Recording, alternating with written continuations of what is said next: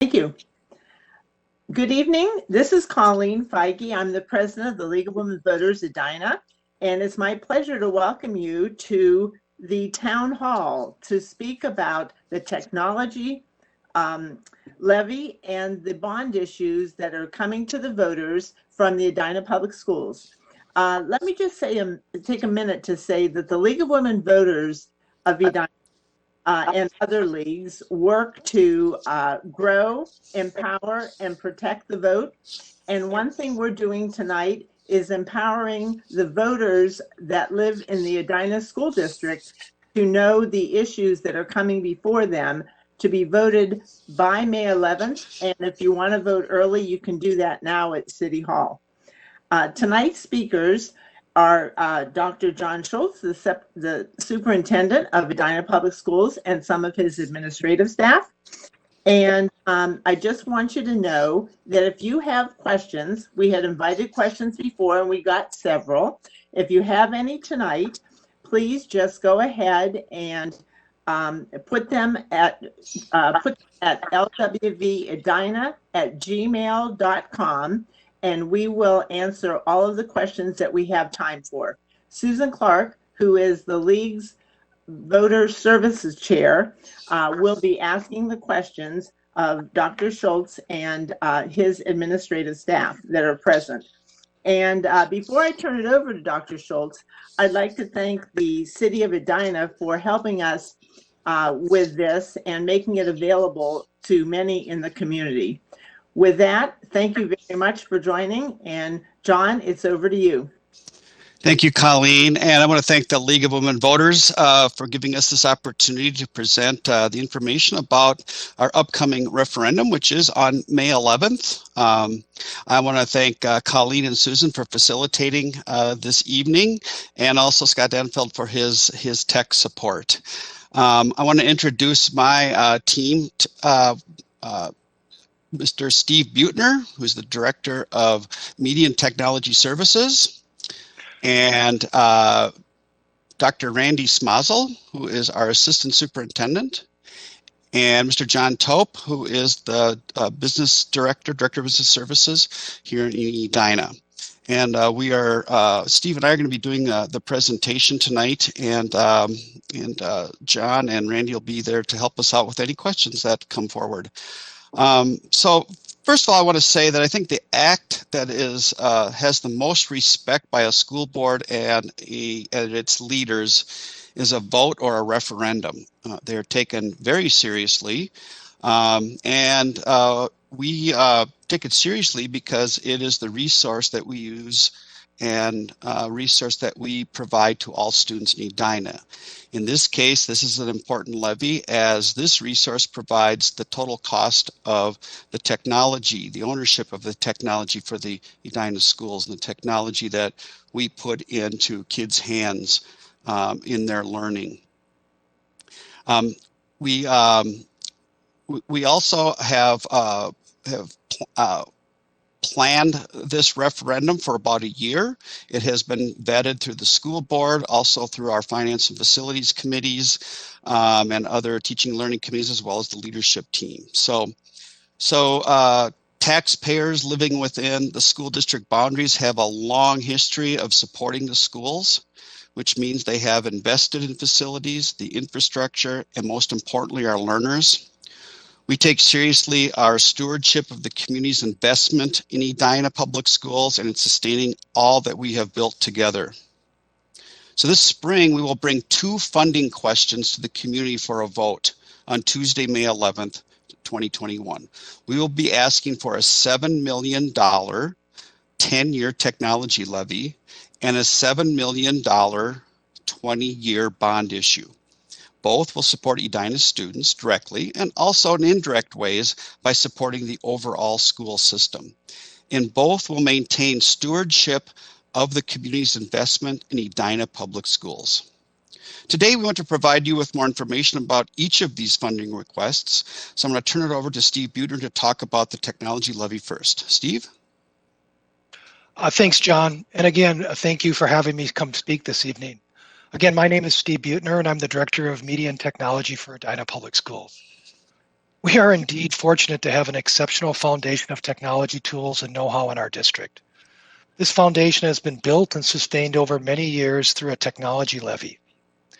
The current technology levy generates $6.5 million each year, and it is a 10-year levy that will expire at the end of next school year in June 2022.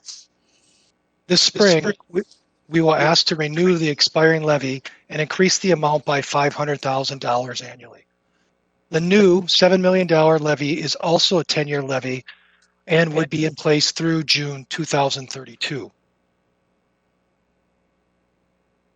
You know, technology provides important classroom tools that enhance learning and offers engaging ways for students to interact with learning. Technology also gives students platforms where they can authentically and creatively express themselves. The district is committed to the use of technological tools in the classroom when they are the right tools to use. We like to call that intentionality. The tech levy also supports key staff positions, including media specialists. Edina Public Schools is one of the few districts that has a media specialist in every school. You know, technology is also crucial in the operation of all district systems and facilities. It's really ubiquitous with everything we do in the district. The tech levy funds the phone system, information systems for students and employees, and important safety and security systems for physical facilities and increasingly for cyber security. The levy also funds learning platforms, including Schoology and Seesaw, that our students, families, and teachers use every day. The tech levy also supports operational systems that you're probably not aware of. For instance, over the past several years, improvements have been made to air handling systems in every school. These now operate via digital technology, making it easier to fine-tune airflow in buildings, which has been really important as a mitigation strategy during the pandemic. And recently, all buildings received new automated external defibrillators, known as AEDs, that connect with the building's Wi-Fi to monitor battery life and functionality of these emergency devices. Indeed, district technology provides the foundation for all these operational systems. You know, over the past year, our district's strong foundation of technology has played a critical role in our response to the COVID-19 pandemic. Technology provides an important conduit for learning. It enabled us to maintain continuity of education for Edina students when we were in crisis mode last spring. And it continues to support flexibility as we work to meet the learning needs of all students and is an important tool in connecting students with teachers and one another. And as our students come back face to face, we're intentional about taking a pause on technology as well, so that we can rebuild those rituals and relationships that are so important for learning. You know, technology is not just about hardware. And I'm proud to have an incredible and amazing technology staff that has literally supported thousands of people, including students, teachers, and parents, as everyone adjusted to learning models that relied on having dependable technology resources. You know, as we look to the future, we want to ensure that Edina students have the technology they need to learn, and that our teachers have the technology they need to teach. If you own a laptop or cell phone or any other type of technology, you know that it needs to be replaced and upgraded from time to time. Likewise, we want our students and staff equipped with the best technology to use when it's the best tool for learning. Again, that idea of intentionality. There's also an increasing need for assistive technology, which is key to educational access for our special education students. And technology also provides the curricular resources needed for most subjects. More and more curricular companies provide digital textbooks in addition to paper versions. Hear me loud and clear. We are not going to be getting rid of our paper textbooks or our library books. They're critical for our students and for our teachers. But increasingly, we will have additional digital textbooks, and as they become more common, there will be added costs and software licensing. Let's talk about how funding from the technology levy is spent. You see that more than half is spent on staffing and professional development. An example is, again, many districts have to share media specialists between schools, but in Edina, we have 9 media specialists in the district, one assigned to each school. Media specialists are an important part of the students' experience, and we are pleased that the Tech Levy is able to partially fund this position in every school. Professional development in the area of technology is also important for our teachers to be sure they know how and when to leverage technology tools they have to enrich that learning experience, and when to put it away. Additionally, all of our media specialists, and I'm proud to say our schools, are certified by Common Sense Education, the nation's leading nonprofit organization dedicated to helping schools and families make smart and responsible choices in their technology. The next highest expenditures are hardware and software, both areas related to making sure students and teachers have the devices and resources they need to maximize that learning experience.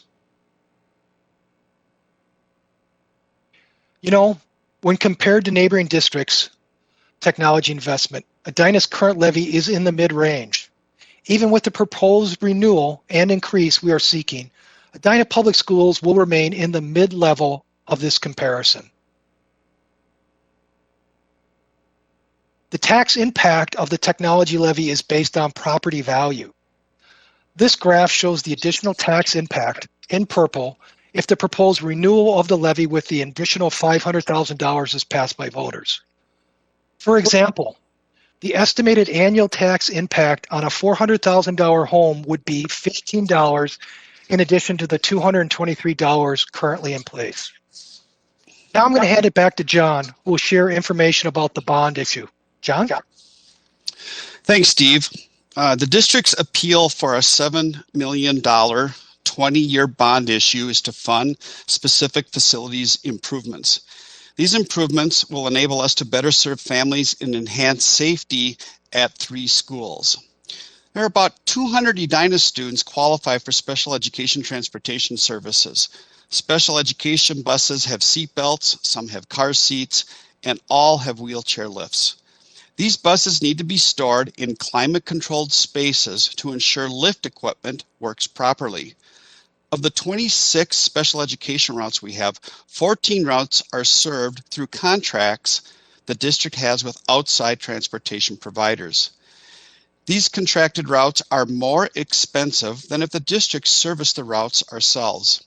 Over time, we plan to purchase or lease additional buses so that the district will be able to provide all special education transportation. This would represent a savings to the district of $140,000 to $280,000 per year when fully implemented. And most importantly, would allow us to provide better service to students with special needs. As the bus fleet grows, we will need additional bays in the garage for new vehicles and additional heated areas within the current garage. The bond would also fund needed improvements to the bus loop at parking areas at Creek Valley and Countryside Elementary Schools. Currently, those areas are shared by a mix of traffic, including buses, parent, drivers, staff parking, as well as bike riders and pedestrians. The goal is to create dedicated zones for each that will alleviate congestion and improve safety for all. The bond will also fund traffic flow improvements at Valley View Middle School, where the parking lot entry will be realigned and physical deterioration of the lot will be addressed. The tax impact of the bond issue is, like the levy, based on property value. Unlike the levy, it is a one-time bond issue and cannot be renewed, with an annual tax impact for the life of the 20-year bond.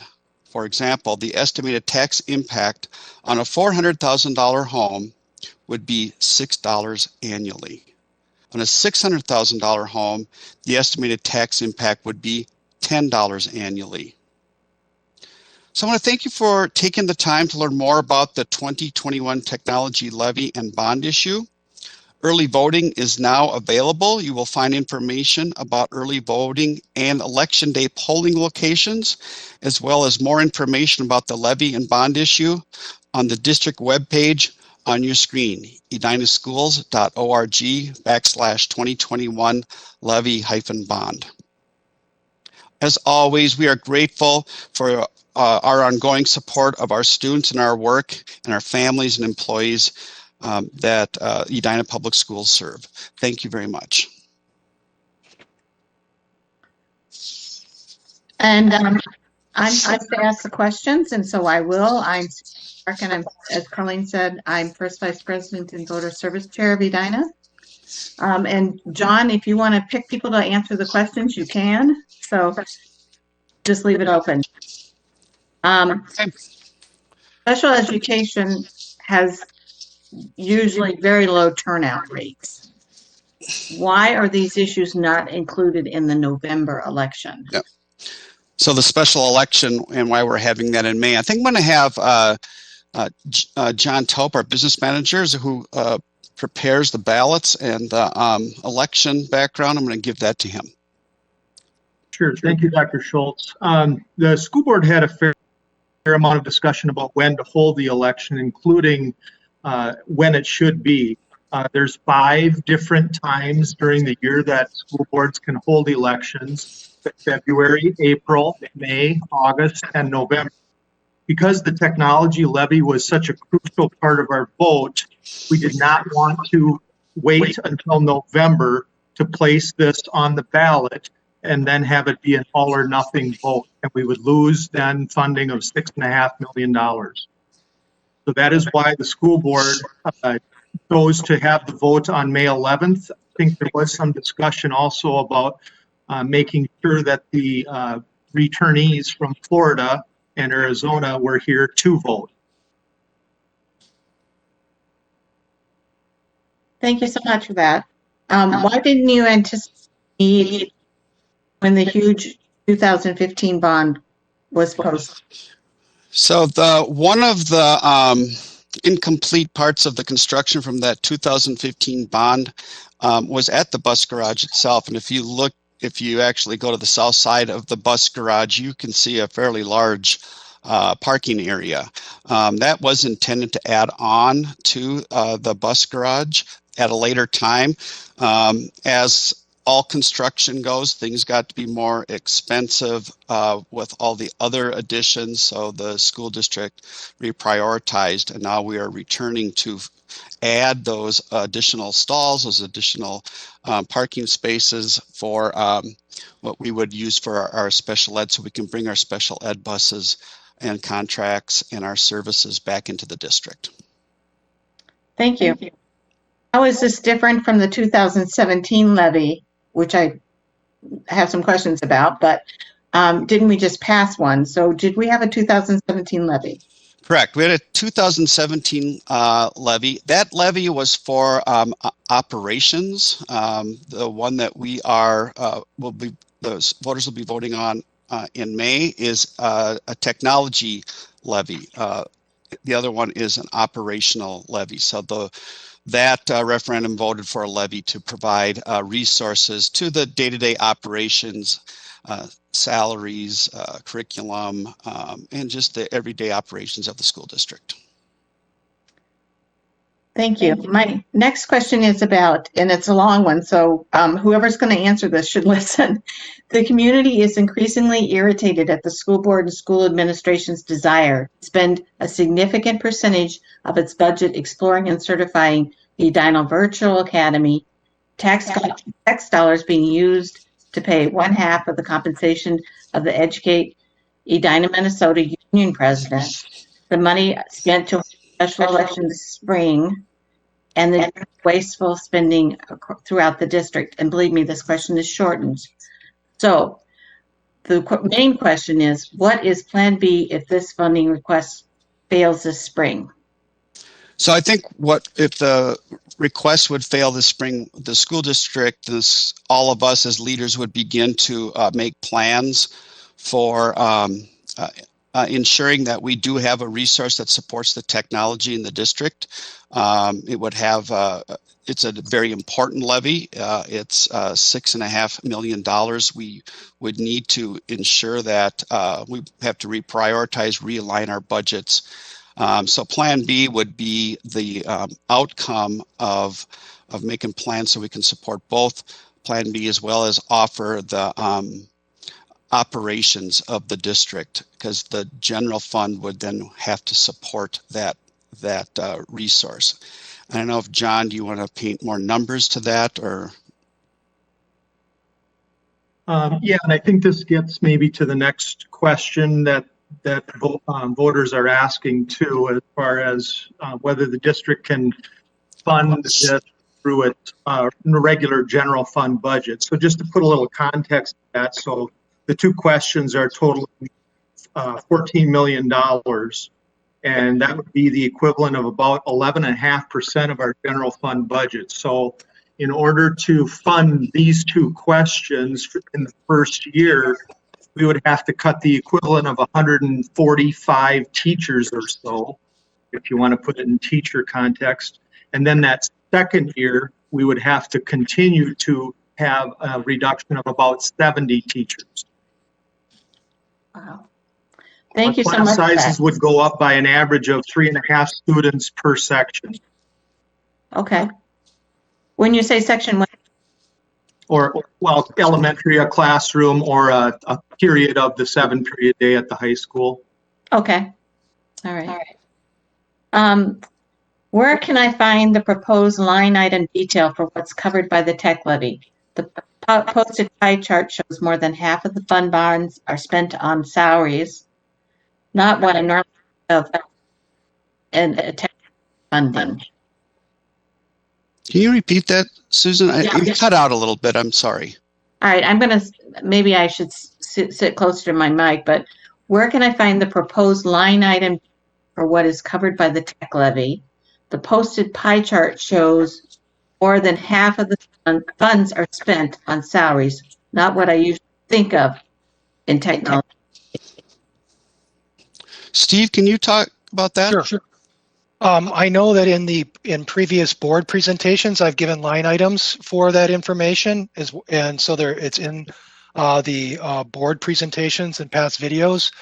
I do know that technology things isn't the only component of technology. It is the support, management, and use of technology. So when we think of the technology levy and when we think of technology budget, we don't think just about computers.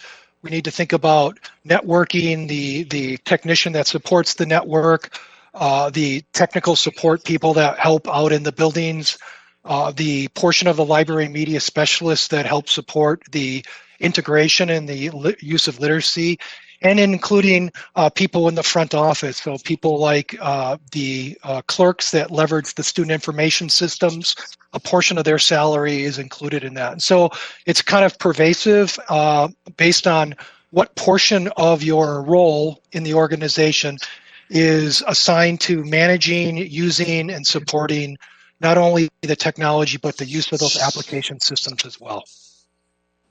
Thank you. I'm going to ask a question that wasn't asked before. But if they wanted to see what technology breakout was, could they see that portion of the graph of your pie chart by going to the board minutes or something like that? I do present to the finance committee, and so John Tope, is that information publicly available? Because I'd be happy to share that. That's where I do present that every year. I also present to the board. We could try to put that in the FAQ, couldn't we? It's already created, so we'll just add to that frequently asked questions on our website. Thank you. How did you determine the needs of students for the technology levy for 10 years into the future? Steve? Well, that's a great question, because one thing's for certain is that the technology we're using today, and we know, won't be the technology that we see in 10 years. But we're constantly evaluating, and we have a framework for how do we evaluate technology in the district. And it starts off with what's the best tools. And so what are the tools that our students, staff, parents, and our organization needs? What's the most cost-effective tools? And so we don't always buy the most expensive. We buy what's going to be the most cost-effective of it. And how does it address the needs of all their stakeholders? And so there's always a compromise. I wish there was a silver bullet that provided all of our needs. Let me give you an example how this framework kind of works. A couple of years ago, we were running up against the challenge of our student information system not providing the needs of our students and our parents, the access to a grade book, the access for our parents to be able to help assist in the learning of their children. And so we listened to all of our stakeholders. Again, that included parents and students, to listen, okay, what are the needs of a modern day student information system? What are the wants? What are the needs to have? We brought those stakeholders together, and from that we created needs assessments. That was then used for a request for proposal of the existing programs that are out there. We did countless of hours of evaluations with those stakeholders, and then we negotiated contracts with the best vendors for that. And I believe the district will continue to do that going forward. And so we'll continue to use that framework as we evaluate our systems to make sure that they're the best systems that we need going forward. I have the same question for the needs of the teachers going into the next 10 years. I mean, will they go through a process of reevaluation or such? Yeah, absolutely. And I'll give you another great example of that. As part of the strategic plan, they have asked for what are the technologies that we are currently using and what are the technology needs going forward. And so we're actually conducting this spring a gap analysis on those technology tools. We're using 3 questions, and I've already met with every school, every department, every grade level to ask these 3 questions and then get the information, and then we're analyzing that information. And that is, what are the tools that we must have? So what are the tools that across the district, they're essential for us to use, and they're kind of the ones that we're going to build our foundation on? We call those our Edina apps. And then we're constantly looking at what are the tools and asking teachers and students and parents, what are the tools that we should be keeping an eye on? What are those tools that in the future might become some of those standard tools? And a perfect example of that is 4 or 5 years ago, we saw a program called Seesaw that a lot of and first grade teachers were using to communicate with their parents. And I heard from a lot of parent teacher in the PLC, the Parent Leadership Council, that they really truly liked the way that that was allowed them to communicate with their teacher, but also get artifacts and images and see how their child was progressing academically. And so we followed that, piloted that, intentionally looked at how it's going to be implemented, and we implemented that product. And then the third piece is, what are those tools that are really no longer beneficial to us anymore that we need to sunset, and how do we orderly sunset those tools? And the last thing I'd say is, what anything's happened is that we need to make sure that all these tools are super flexible. In the last year, we had to pivot to pandemic learning, and so we actually had to re-leverage these tools differently. But thankfully, they served as a foundation that we could leverage not only in non-pandemic times, but in pandemic times. Okay, thank you. The question, I have the same question about the parents might be aging out or aging in. So how do you assess the people that you don't know about yet as being parents of students? Well, that's a great question. So I'm kind of getting that way as well. I know that the technology that students are using is different than the way I leverage technology. And so we'll keep listening. One of the things that I do is I work really closely with community education. And so I offer parenting classes, and I offer technology classes through community education. And I'm also working with the Early Learning Center to hear from those parents as well. And so I'm constantly learning, just like our parents are, and adapting and understanding what are the needs of the organization. And I run that through that same framework. Is how can we make it work? What's the total cost of that? And how do we adapt that? And what's the best, most cost-effective way to answer the question, which is the why behind what their technology needs are. And then the last group of cohorts, we're asking about what are the needs of school administration for the next 10 years for technology? Well, again, I'd say that same framework, we'd use that same framework. Some of the things that I'm thinking about is communications tools. And so being able to communicate in multiple modalities, social media is important, being able to communicate in crisis. And so I work very closely with administration on our crisis response, and technology is a critical facet. Knock on wood that we don't have a crisis, but if we have a safety or security issue, technology is going to help us communicate. Technology is going to help us create an incident command response, and technology is going to help us learn from that situation as well. The other thing is data. I think data to help inform decisions, to allow us to see how are we doing and how we can improve going forward. Thank you for your answers. I really appreciate you going through all that. So, technology is changing so fast. How will this support our students and teachers in the constantly changing environment? Well, I kind of talked a little bit about that previously, but indeed, technology is evolving.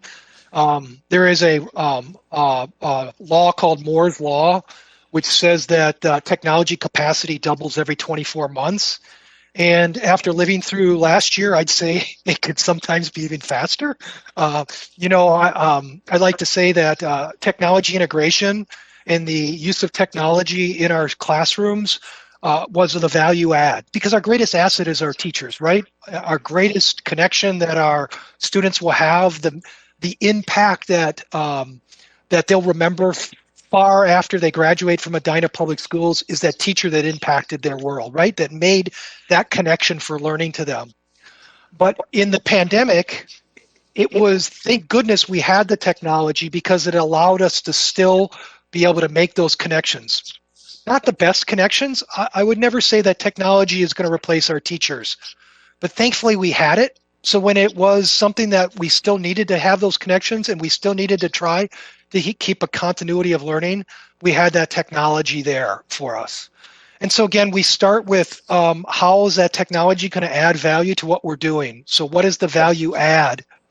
We listen to all of our stakeholders to find out what are the values, what are the needs of all of our stakeholders. We understand the total cost of implementing technology. So we evaluate what's the best tool, what's the return on that investment. And I really want the community to know is that I strive to maximize the technology for its fullest potential. We try not to be frivolous with our technology purchases.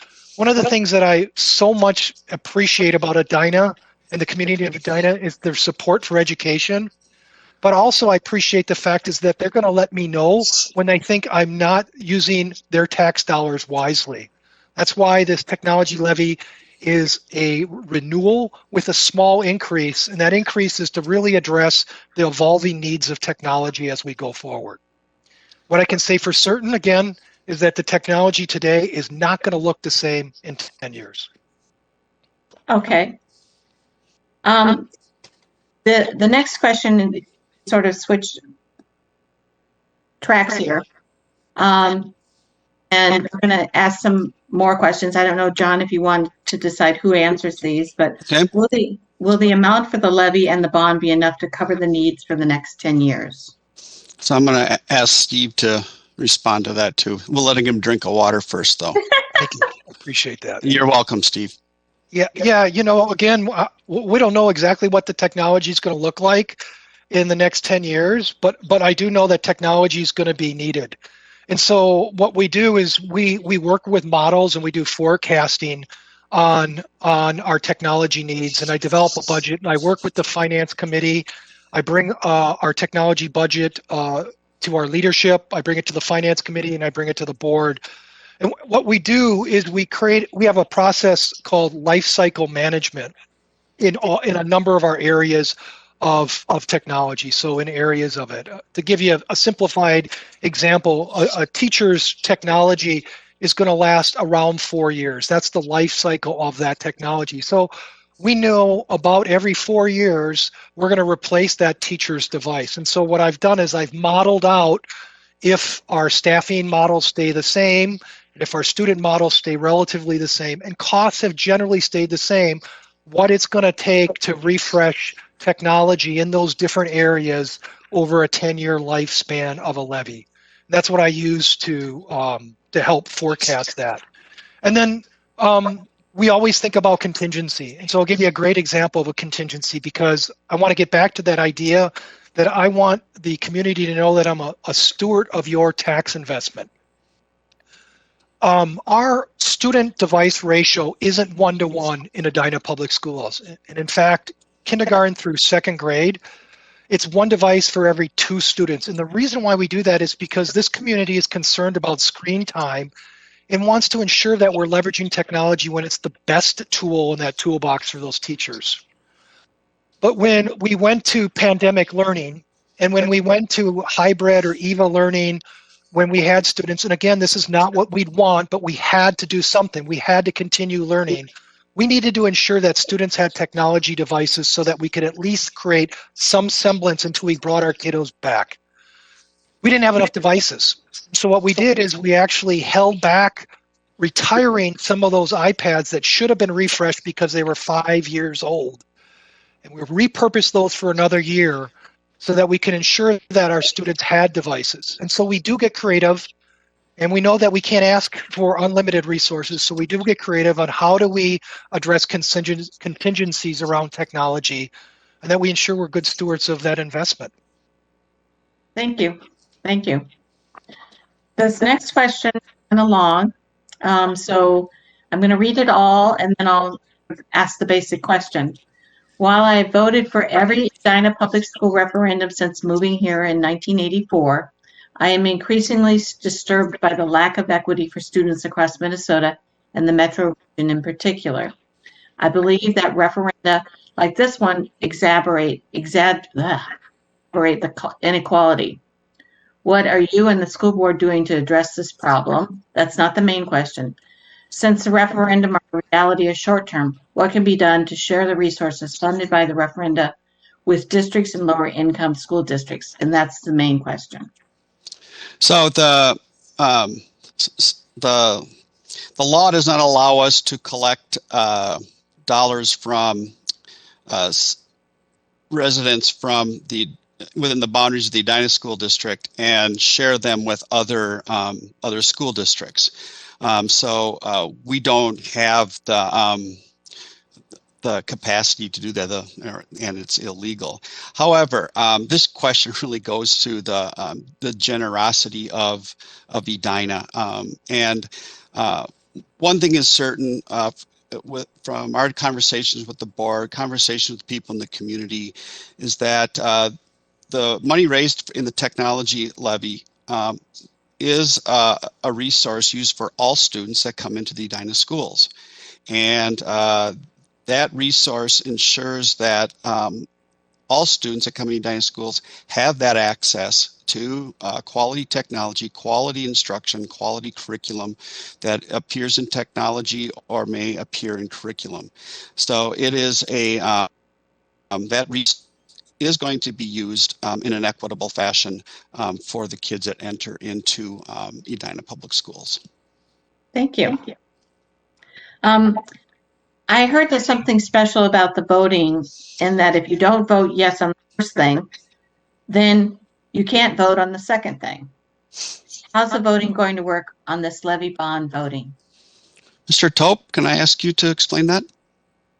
Sure, Dr. Schultz, thank you for the question. Yes, this is the special thing that the question is asking about. Is there are 2 questions on the ballot. The second question on the regarding the bond cannot pass unless the first question passes. This is something that the school districts typically do when they want to put the emphasis on the first question. Not that we don't want the second question to pass, but we would definitely want that first question to pass. So it can only pass if the second question can only pass if the first question passes. It's called a contingency. So everybody can vote on both questions. There's no issue with that. But only question 1 passes, then that's when question 2 can pass. Question 1 doesn't pass, then question 2 does not pass automatically. So you're describing it as a contingency, and then can you vote yes on the first one and no on the second one? Yes, you certainly can do that. Okay. All right. Thank you so much, John. How should I talk to my neighbors and friends who don't have children in Edina schools to get them to support the levy and bond? So one of the facts that and pieces of data that I have respected since I've began leadership in Edina came from a city council meeting where I believe it was over 90% of the residents that moved to Edina moved because of the schools. And I've respected that statistic as long as I've been in Edina and in the work that I do. So, and I believe that's due to the exceptional quality of our teachers, the exceptional quality of our schools, and the leadership leading those school communities. And that quality is tied to the value of the home. And I think it's important for those who are living there that they maintain their value by supporting that excellence and that quality in homes across Edina. So basically, that people should talk about the value of the Edina education and what if the levy doesn't pass and the bond doesn't pass, what the impact. Right, that's right. All right, thank you. Thank you so much. What percentage of the levy money will be allocated to online class options at Edina High School for the 21-22 school year? Steve, can you take that? Yeah, I can take that. I'm not sure any percentage, to be honest with you. What I mean by that is that we practice something called universal design. So when we purchase the technology, so that it's adaptable and flexible to hit different modalities. Before the pandemic and before we did online learning, we had Schoology, we had Infinite Campus, we had Google Apps for Education. We call them the Edina apps, and we'll continue to use those. It's just that during the pandemic, or if we change to deliver online, they'll continue to leverage those tools. And so there's not additional costs for those tools. Those tools are there. What I'm pleasantly surprised, and if you want to say I hate to say there's a silver lining in COVID and in our pandemic learning, is we've gotten really good at leveraging those tools and maximizing the potential use of those, not only when we're online, but when we're in face-to-face to create options for it. I always use the example that, students' health happens. We have great students that get sick, and so they might be out for a few days with the flu. And when they're out, they still can participate because we have this online platform. We have incredible athletes and musicians that are in the arts, and they might travel, or they might have a great opportunity to play their sport and pursue their sport. But yet through the power of online learning, they can continue to be in our classes for us. And that's been a tradition that we've been doing before COVID, and I suspect we'll continue to do that going forward. Thank you. So what lessons has the school district learned from distant learning this year, and how could this improve distance learning? I'm going to turn that over to Dr. Smazel, who's been working real closely with teachers and principals around all of the distance learning as well as the hybrid models, and listening to the celebrations and challenges we've had, so you can answer that question. Thank you, John. Thank you, Susan and Colleen, for hosting us this evening as well. We appreciate time on your agenda. So yes, it's been a very challenging year for families, for staff, and for our students. But we will refer to maybe some of these learnings as PSLs, pandemic silver linings, to take some of Steve's words. And we've been trying to identify where are those areas that have really boosted what we're able to do as an organization because of this event. And I think that's the silver lining in all of it, right? So first of all, we know that the model that we have in place, or that we've had in place throughout the year, where teachers are teaching kids in the classroom and kids at home at the same time. We would call that a dual modality because there's two modals or two forms of teaching occurring. We know that that is very, very difficult to do. It's very time intensive. It takes a great deal of preparation to do it.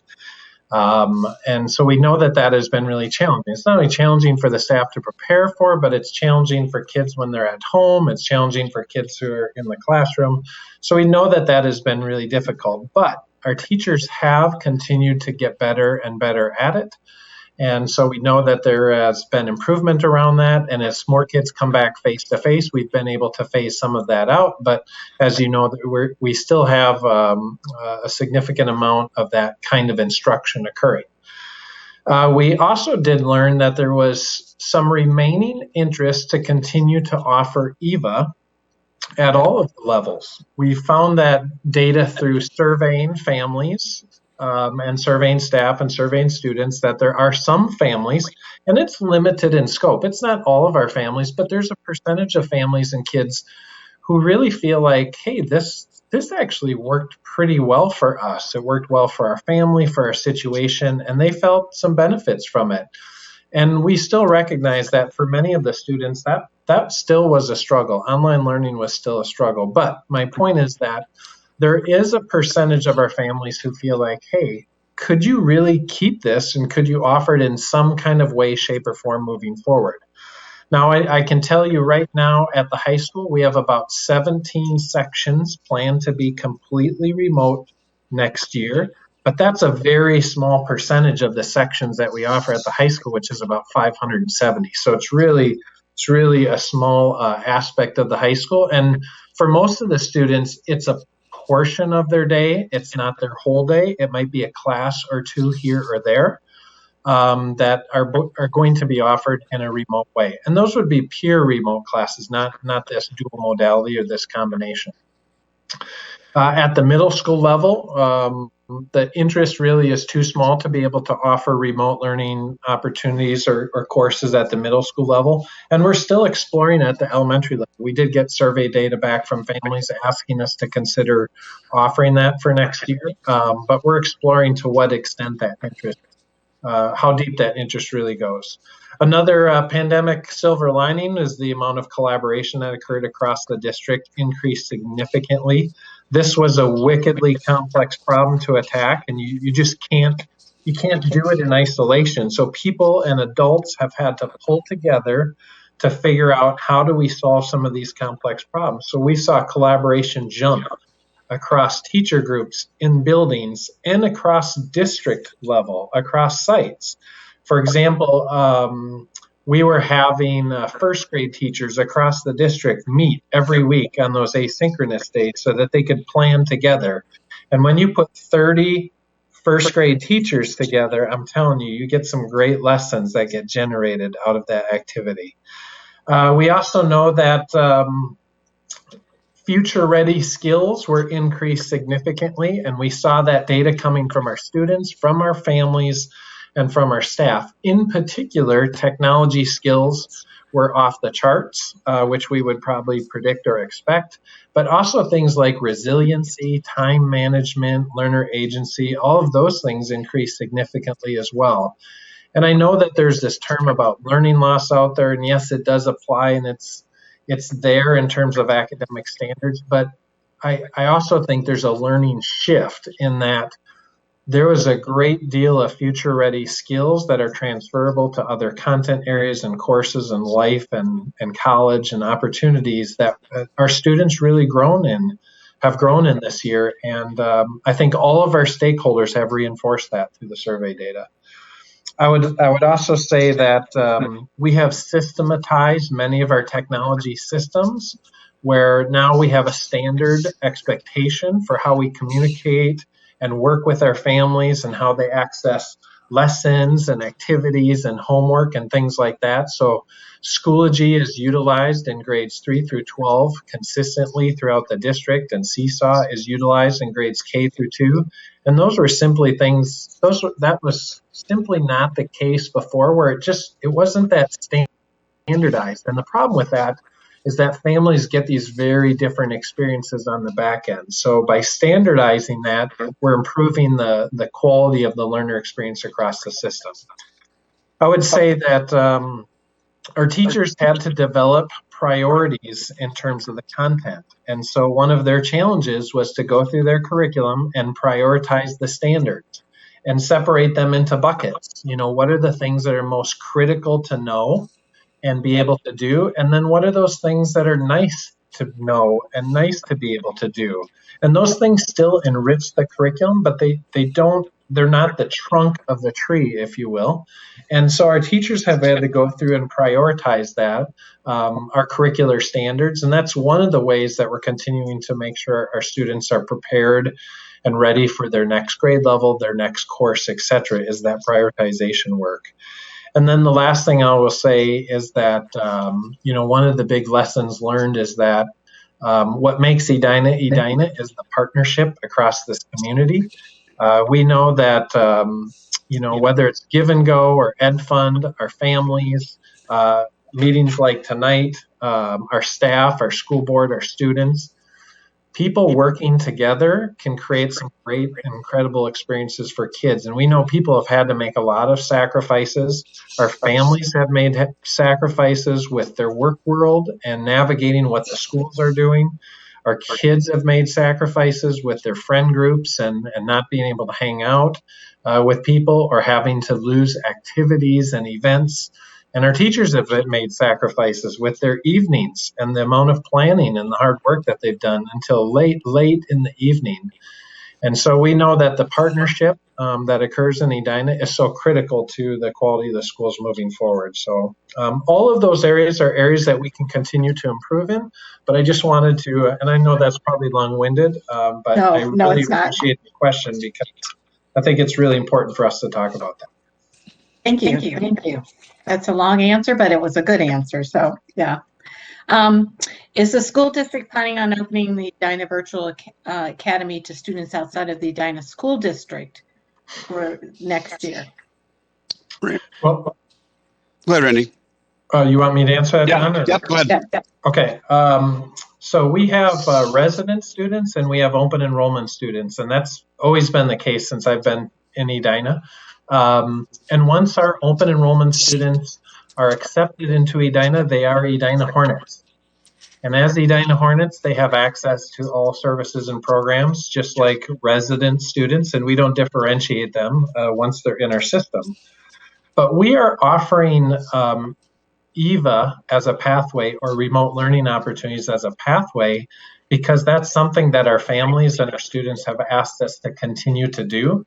And again, it's a small percentage of the families that are asking for it, but we're trying to respond to a need from families in our community. The majority of our families will still be participating in face-to-face learning structures and activities and courses, and we will continue to have a very strong program around our face-to-face model. Okay. Can I just add, Randy, because I think it's important that though EVA has come to the forefront, we've actually been partnering with Northern Star Online, and we've had online courses in the past as well. Even before I was here, Dr. Michael Burke was part of Northern Star Online. We've had Casey West, we've had Jason Sporn offer some online classes in our schools. And again, it's a small percentage, but I think it addresses those needs of those students where it works for those students. And so we're not looking to go all online or anything like that. We know we want to address the students and the parents' needs when it works best for them, and what's the modality that's going to work best for our students. And so they're successful. We want everyone to be successful during their time in Edina Public Schools and when they graduate and leave our school system. Steve, what is Northern Star Online? Northern Star Online is a collaborative or consortium of school districts that have been developing and delivering online schools. And so it is a Minnesota certified online program. And we are a member of that, so we can contribute to that program. We can have some of our staff take class or deliver some of the courses there, but more importantly, our students can access that as well. And so when they run into issues like where they need an extra health class or something like that doesn't fit in their schedule, they can access some of those courses as well. So again, it's providing opportunities so that our students are successful, trying to meet the needs of our community. Thanks, Steve. Thank you both for that answer, all three of you. If Edina students registered for in-person classes next fall, is there a chance classes could become online due to the numbers of COVID? Numbers? I'll have Randy answer that since he's managing the staffing in these classes. Sure. Our plan is to offer online classes as peer online or peer remote learning classes. They will not have a blend of a dual modality. So the online, they have to be self-sustaining. So if we don't get enough kids that sign up for a class, we don't offer it, and that's been a practice that we've run at the high school for a long time. And then generally after about 3 years, if the class doesn't run, then we remove it from the books, and then we don't keep offering that.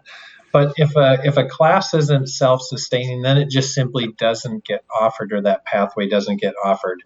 And to Steve's point, families would have a choice or an option to participate in the Northern Star online. If they wanted an online course and we couldn't offer it at the high school, that would be another pathway that families could exercise. Thank you. This next question actually gets to the bond issue, and the questionnaire questioner asked, with Edina's continuing in enrollment, why would the school need more buses and a larger bus garage? And does Edina provide any transportation to any student that doesn't live in Edina? John, can I have you take that one? I'll start it anyway. We had about 230 special education students that we transported last year, pre-pandemic in Edina. So the continuing open enrolled students that we get in, and the resident kindergartners that come in, the percentages of special education are increasing at least slightly. So I don't see any decline in the special education population percentage. So I expect that number to either rise slightly or remain flat in the ensuing years. So the need for the transportation won't go away. As John mentioned in the presentation on the bond, we have 14 routes that are provided by contractors. Those contractors have a profit motive. We do not have a profit motive if we run those district routes ourselves. So that's why we would anticipate some operational savings, and that's why we would want to add on to the bus depots so that we could bring those routes in-house and save money. And what about the free transportation that you're asking about? Yeah, that may be getting to the desegregation or old choice is yours transportation that we offer to our Minneapolis students, I think. We do offer that transportation. However, the cost for that transportation is typically reimbursed at 100% from the state. Thank you for that answer. Well, we've run through all the questions tonight, so I'm going to turn it back to you, John, and let you wrap it up, and then you can turn it back to Colleen. Well, I want to thank Colleen. I want to thank Susan for facilitating a great forum. We appreciate and are honored to be part of League of Women Voters and to share the great things whenever we do this, even though it's specific to the technology levy and to a bond. You notice our enthusiasm as it all surrounds students and what happens in the classroom with students and teachers, and the magic, not really magic, the hard work and some of the magic that happens in that relationship between the student and the teacher. So that's what I see this resource continuing to nourish. So I want to also thank Edina residents that are listening to this. If there are any other questions that you have, you can contact the community communications office. There's also places to pose questions to us or through an email. So thank you very much. So Colleen, I'll let you close the whole night down. I think you're muted, Colleen. Thank you. I'm unmuted now. Yeah. I want to add some thanks to that as well. First of all, thank all of you for participating and answering questions that were asked by the community. I think it's very helpful and will go a long way. And I also would like you to thank the teachers and the students that have really gone above and beyond in this last year, and the administration as well. I mean, not just the teachers and students, but you have done so much, and I know it's not been easy. Thank the families too for bearing with it. I know it's just been very, very difficult, but appreciate the work on that. And everyone that's joined us tonight, if you have people that want to hear what was presented, you can go to youtube.com/EdinaTV or the League of Women Voters website, lwvedina.org. We'll have the recording of this on there in the next day or so. And thanks to Scott Denfeld for working with us on this. And with that, we're giving you 29 minutes back. Scheduled till 8:30, but we wrapped it up early. And do continue to ask questions, and most importantly, vote on or before May 11th. You probably all have this in your mailbox. I don't know if you can see it. It might be reversed. Sorry. But do get answers to your questions and vote when you can. All right. Thank you, Colleen. Good night. Good night. Good night.